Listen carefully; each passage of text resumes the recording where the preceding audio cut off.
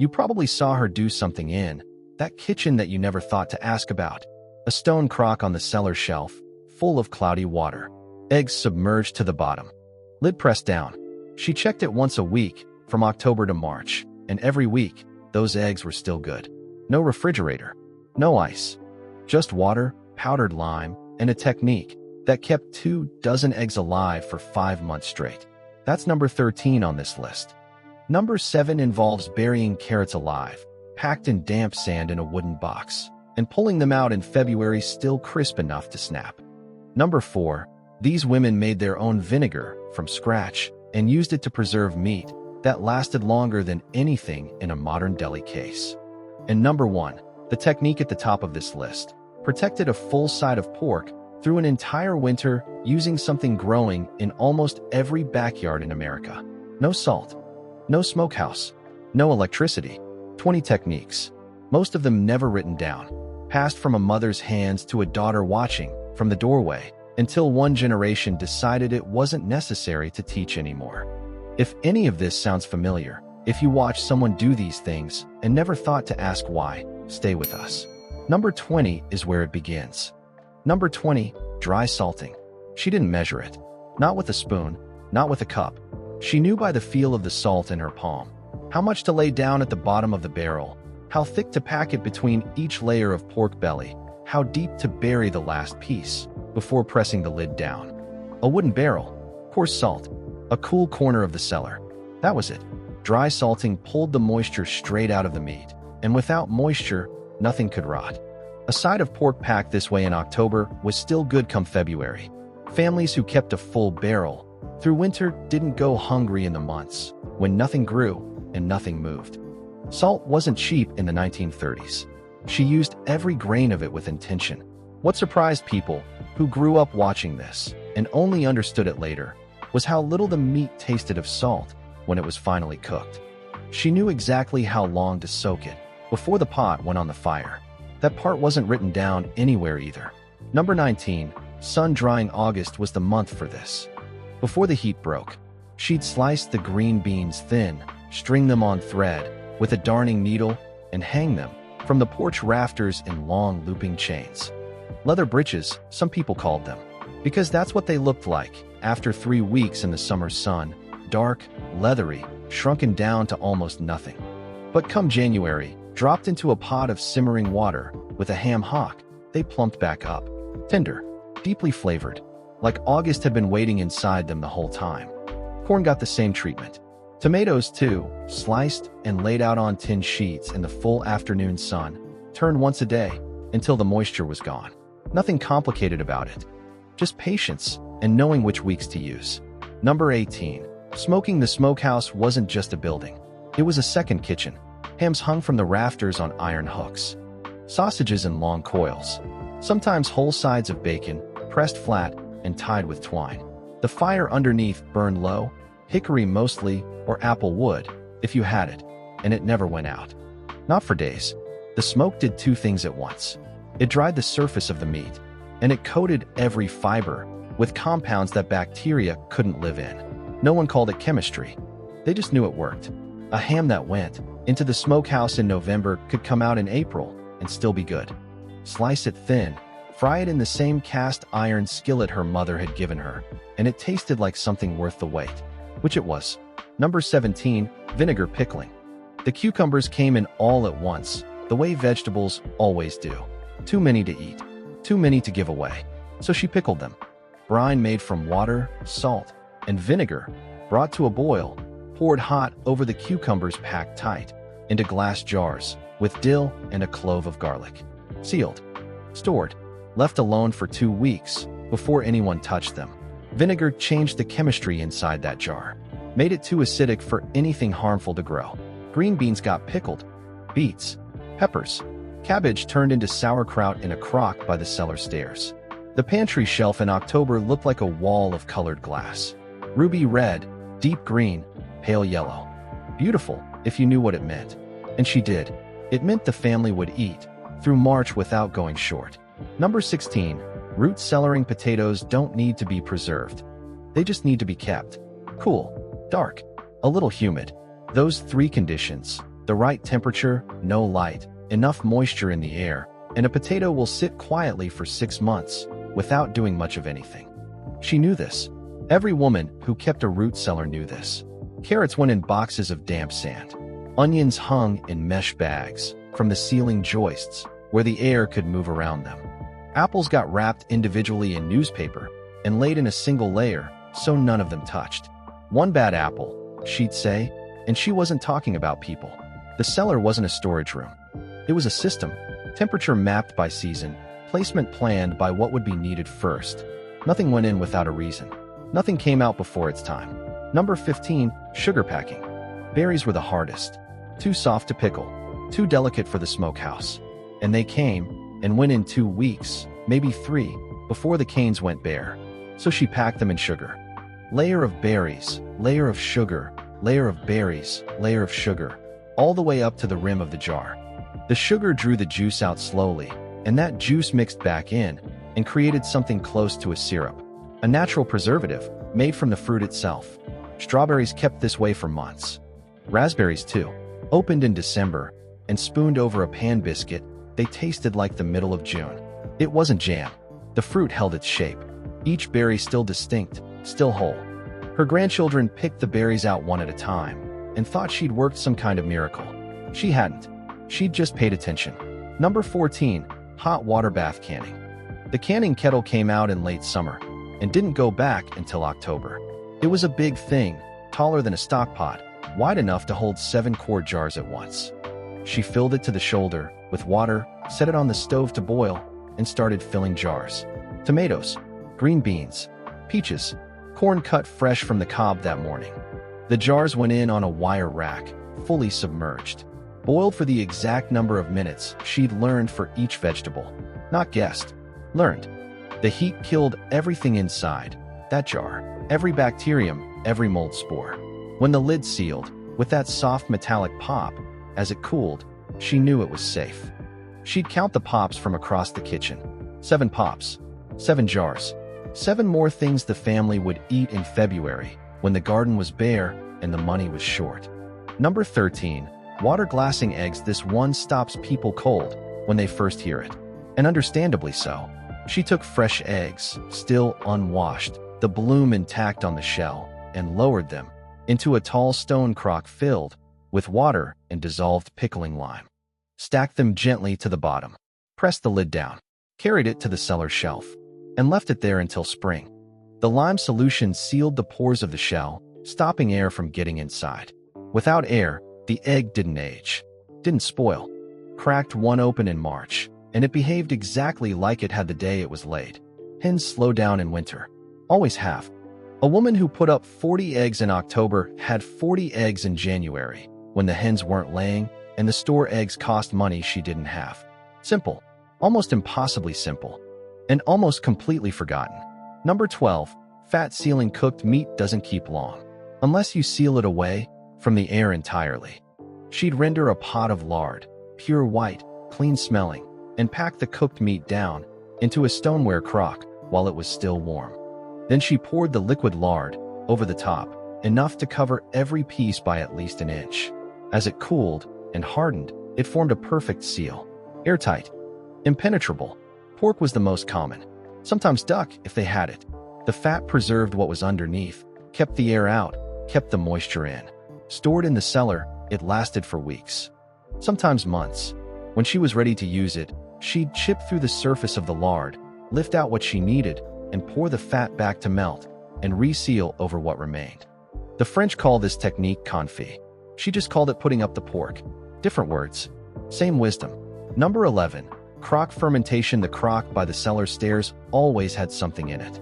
Cabbage, mostly. Shredded fine with a knife, she kept sharper than anything else in the kitchen. She packed it in layers, with coarse salt, pressing each layer down hard, with her fist, until the juice ran. When the brine rose above the cabbage, she set a plate on top, weighted it with a clean stone, and walked away. The salt and the cabbage did the rest. Over a week, the naturally occurring bacteria on the leaves began to ferment the sugars in the brine. The cabbage turned sour. Safe. Alive in a way that cooked food never was. Sauerkraut kept through a full winter in that crock. So did fermented beans. So did certain root vegetables she'd learned to put up this way from her own mother. No jars, no boiling, no equipment at all except a crock, a stone, and patience. The oldest preservation method in this entire list, and possibly the most reliable. Number 10, paraffin sealing. After the jams came out of the canning kettle, there was one more step. She melted paraffin wax, the same plain white wax that went into candles, in an old tin can set in simmering water. When it was clear and liquid, she poured a thin layer over the top of each jar of jam or jelly while it was still warm, just enough to cover the surface completely. It hardened in minutes. A thin white disc, sealed to the inside of the jar, airtight. No lid needed. The wax was the lid.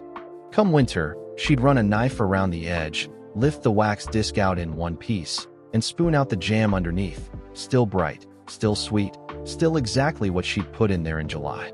The jars got washed. The wax disc got saved in a coffee tin on the shelf. Next summer, she'd melt it down and use it again. Nothing wasted, not even the seal. Number 9, rendering lard. Every part of the hog had a purpose, including the fat. The leaf lard, the soft, pure fat from around the kidneys, got cut into small pieces and melted down slowly in a heavy pot over low heat. No rushing this. Too much heat, and it burned, and burned lard tasted of nothing good. Low and slow, stirring occasionally, until the fat melted completely into clear liquid, and the remaining tissue crisped up and floated to the top. She strained it through cheesecloth into clean crocks. As it cooled, it turned white and firm and completely odorless. Shelf-stable for months in the cellar. That lard went into pie crusts, biscuits, cornbread. It greased the skillets. It sealed cooked meat in crocks. It fried the potatoes on winter mornings when the kitchen was cold and the children were hungry and she needed something that worked fast. Butter was expensive. Lard was not. And in the hands of a woman who knew how to use it, the difference was invisible. Number 8, cracklings. The crispy bits that floated up during the rendering, those didn't get thrown away either. She skimmed them off the top of the melted lard, salted them while they were still hot, and set them on a clean cloth to drain. Cracklings. Some families called them cracklins. Either way, they disappeared fast. Eaten plain, they were salty and rich and impossibly satisfying. Crumbled into cornbread batter, they turned an ordinary pan of bread into something people asked for by name. Mixed into biscuit dough, they added a depth of flavor that no modern shortening has ever matched. Nothing about the rendering process produced waste. The pure fat went into the crock. The cracklings went onto the table. The cheesecloth got washed and hung to dry for next time. This is what zero waste actually looked like. Not a philosophy, not a hashtag, just a woman who couldn't afford to let anything go. Here's what I think about when I go through this list. Every one of these techniques had a consequence if it went wrong. A crock of fermented cabbage that developed the wrong kind of bacteria. A jar of green beans that didn't seal properly. A side of pork that didn't get enough smoke, packed away too early, discovered wrong in January. These weren't mistakes you could throw out and start over. There was no starting over. The beans were gone. The pork was the pork. You had what you had, and winter didn't wait. She carried that weight every single time she pressed a lid down, every time she poured the wax, every time she lowered the crock to the cellar shelf. The knowledge had to be right. The execution had to be right. And she learned it not from a book, but from standing in a kitchen watching someone who also couldn't afford to get it wrong. No one called it skill. No one called it expertise. It was just what you did. But it kept families alive. Every winter. For generations. And we stopped teaching it in about 15 years. Number 7.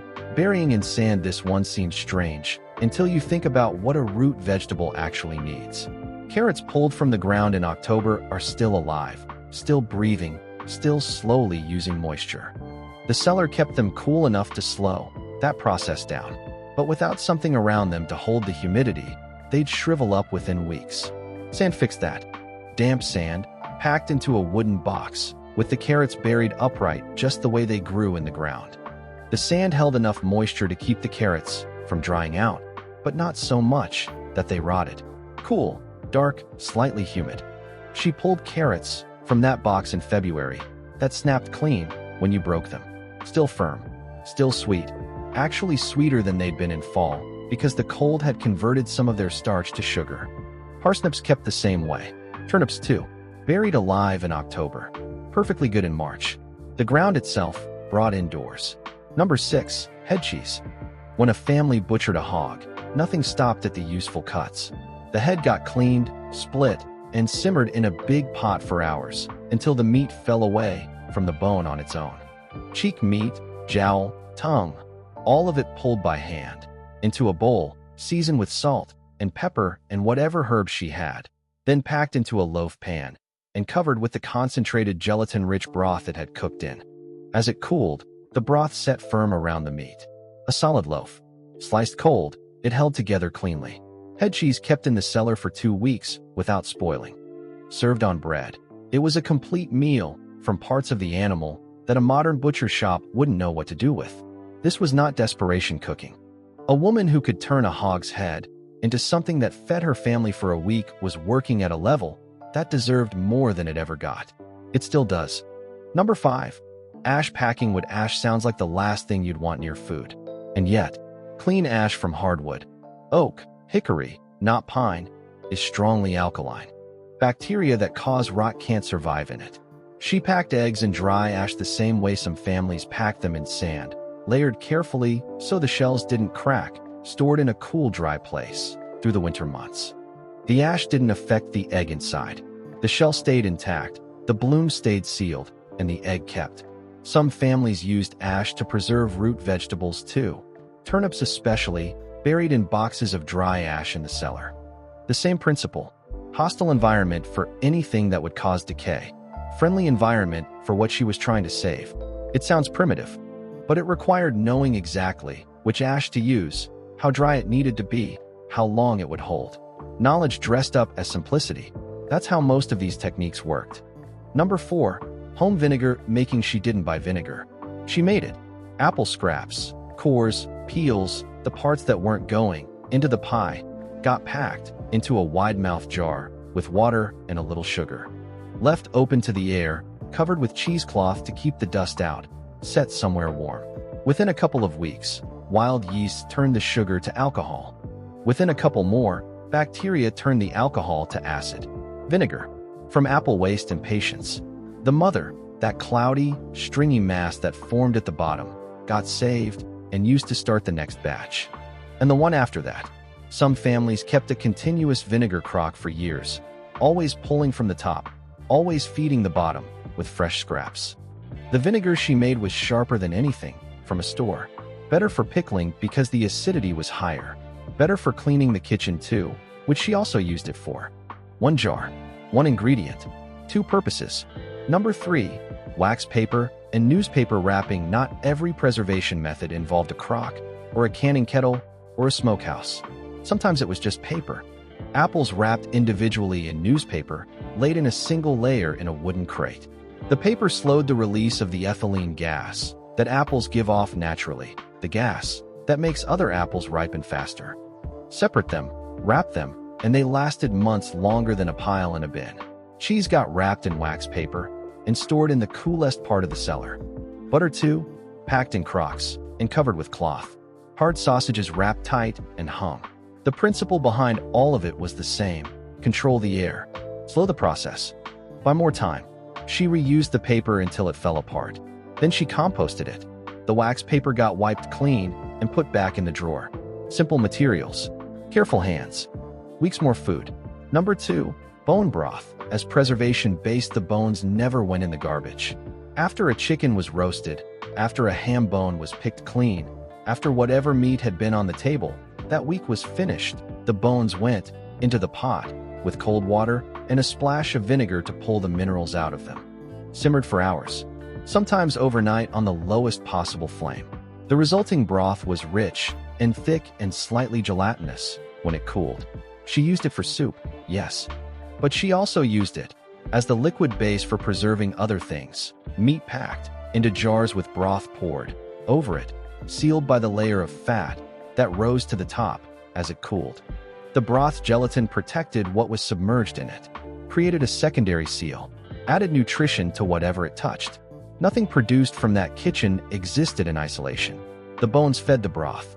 The broth preserved the meat. The preserved meat fed the family. The next set of bones started the process again. A closed loop, run by one woman, in one kitchen, season after season. Number 1. The root cellar system. This isn't one technique. It's all of them, working together. The root cellar was built into the north side of the house, or dug into a hillside, because the earth kept a steady temperature year-round, cold enough in winter to slow spoilage, never cold enough to freeze. The floor was bare dirt, which held humidity. The shelves were wood, not metal, because metal drew condensation. There was a small vent near the top to move the air slowly, without dropping the temperature too far. Every item had its place for a reason. Apples on the top shelves, away from the vegetables they'd make ripen faster. Root vegetables and boxes of sand on the floor. Crocks of fermented food against the coolest wall. Preserved meats hanging from the ceiling joists, where the air was driest.